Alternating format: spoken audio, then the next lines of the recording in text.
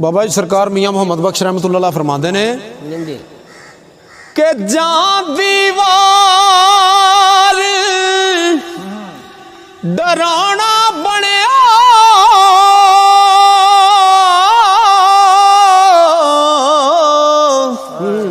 हथ नहीं लाउंदे डर दे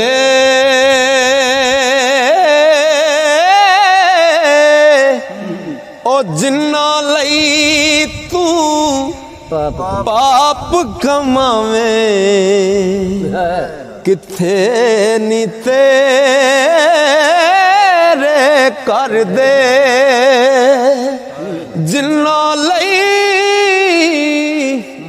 तू पाप कमावे